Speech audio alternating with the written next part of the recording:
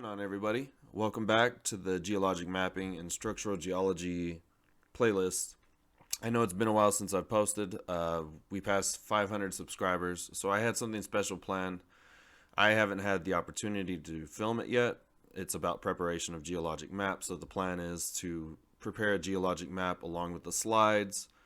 And I was hoping to get drone footage. I'm most likely just going to end up having to do it, on my own, filming with just the action camera in the field. But that's the plan for episode 3, so we're skipping that one.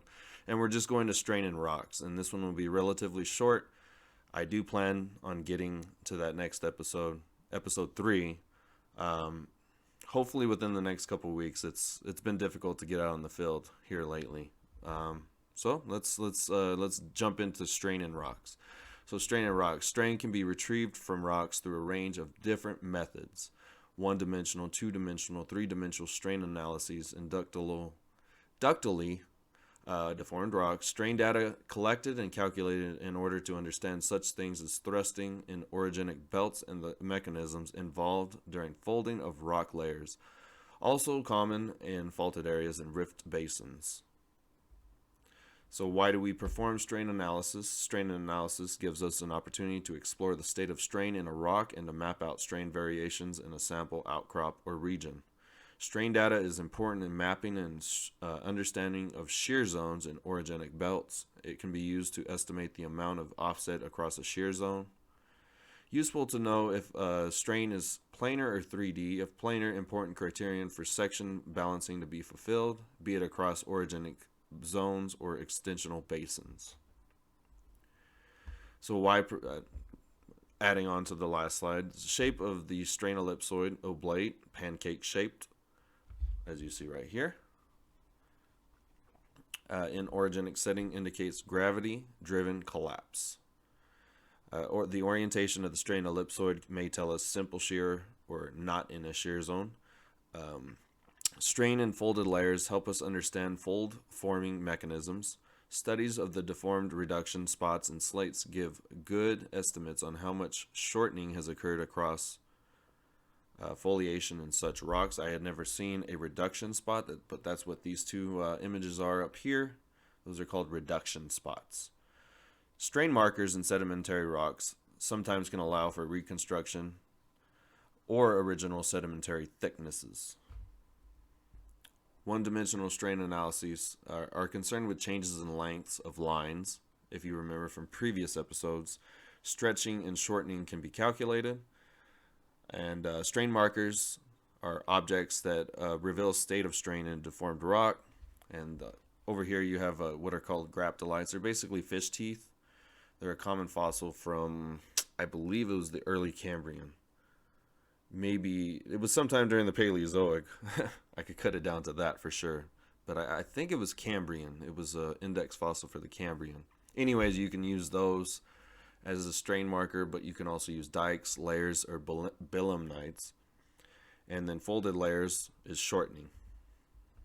Two-dimensional strain analysis. We look for sections that have objects of known initial shape or contain linear markers with variety of orientations, such as sections through conglomerates, breccias, and oolites.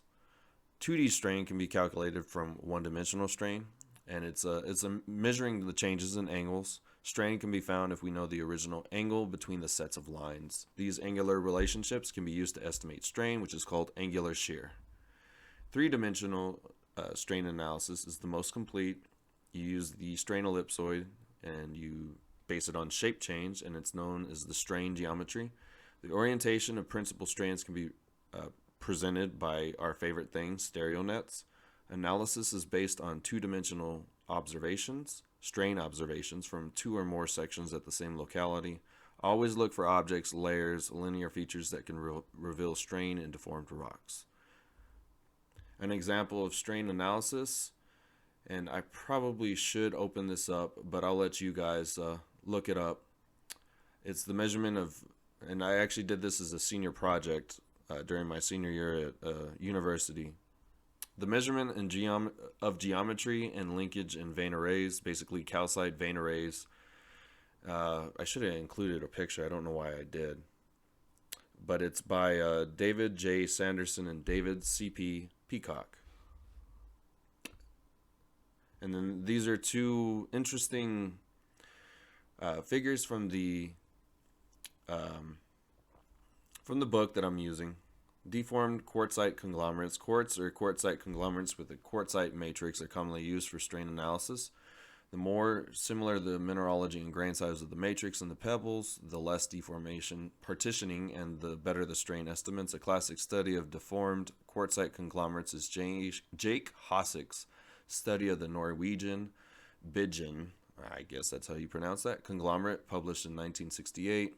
Hossick was fortunate he found natural sections along the principal planes of the strain ellipsoid at each locality. Putting the sectional data together gave the three-dimensional state of strain ellipsoid for each locality. Hossick found that strain geometry and intensity varies within this field area. He related the strain pattern to static flattening under the weight of the overlying nappy. I'm not going to try it. Caledonian Jotun nappy. That was my best pronunciation of that. Although details of his interpretation may be challenged, his work demonstrates how conglomerates can reveal a complicated strain pattern that otherwise would have been impossible to map. Hossick noted that the following sources of error: inaccuracy connected with data collection, sections not being perfectly parallel to the principal planes of strain, and measuring errors, variations in pebble composition, the pre-deformational shape and orientation of the pebbles, viscosity, contrast between the class and matrix, volume changes related to the deformation, pressure solution, which is how, what are those called? Damn it. What are those called? Stylolites. That's what they're called. Pressure solution leads to stylolites. The possibility of multiple deformation events. All right, so box 3.2, strain around a fold. Deformed conglomerates are an important source of strain data in deformed rocks because conglomerates are relatively common and contain large numbers of objects, which are clasts. An example is shown where strain was evaluated at several stations around a folded conglomerate layer. Deformed under green schist facies conditions, it was found that the long limbs were totally dominated by flattening strain, oblate strain geometry, while there was a change toward constrictional strain in the hinge and short limb areas. This information would have been difficult to achieve without mesoscopic strain markers because the rock is recrystallized so that the original sand grain boundaries are obliterated. The strain distribution then had to be explained and was found to fit a model where an already flattened conglomerate layer is rotated into the field of shortening during shearing. A dextral shear rotates the foliation in the oblate class into the shortening, which makes the y-axis shrink. This makes the strain ellipsoid across the plane strain diagonal of the Flynn diagram into the constrictional field. K is greater than 1. At this point, we are on the inverted limb or at the lower fold hinge. The process continues and the strain ellipse again becomes flattened. This model explains strain data by means of a particular deformation history, defining a certain strain path, which in this case is flattening to constriction and then back to flattening strain again.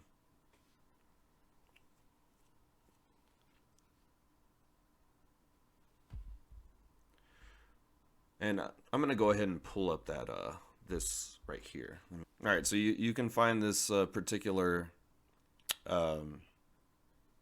article, which I used as a source material for my senior project. It's really interesting, and I'm just going to read the highlights, the abstract, and then maybe the conclusion. But anyways, measurement of geometry and linkage in vein arrays. So the highlights: characterization of vein arrays by measurement of the vein geometry and linkage.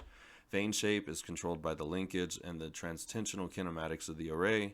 The system of measurement can be extended to other structures that occur in n-echelon arrays.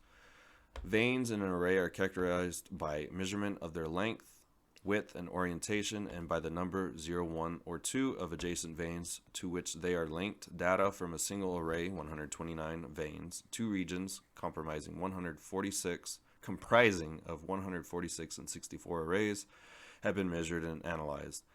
The system for measurement provides a sound basis for the quantitative assessment of both the array geometry and the effects of interactions of adjacent veins. Linkage is achieved by a breaching of the bridges of wall rock between the veins, either by extensional fractures, shear failure, or the development of stylolites. It is primarily controlled by the strain as measured by vein width. The size and shape of the veins is found to be controlled by two factors: the degree of linkage and the kinematics of the array, transtension, transpression. Interplay of these produces variability both within and between arrays, and this is examined for two large data sets from the lower Jurassic of Somerset and the lower Carboniferous of the Gower Peninsula, South Wales. Let's see, they don't have, well, I know I have it downloaded somewhere, but let's check out what a vein array looks like. So this is what a vein array looks like. You know, the thicker these are and the longer these are, that means the more extensional events have occurred, and typically you find them best in limestones, which is what the study is about. It was very interesting to do it here in our region, El Paso, Texas. Found a bunch of vein arrays and all the different limestones we have here. Of course, they're much smaller than this, but you measure the width, the length, the amount of linkages between each vein, and you can kind of determine how many extensional events you have had in the past, and stuff like that. It's really interesting. If you're looking for a senior project or a potential thesis, this is something to consider if you're into structural geology. So thank you for watching. Our next episodes, I'll definitely do this within the next couple weeks, but I think the next episodes I'll be working on are stress and identification and description of sedimentary rocks. That one will probably drop before preparation of geologic maps. Sub, comment, share, do the hokey pokey, turn yourself around. Thank you for watching. Later, Essentials.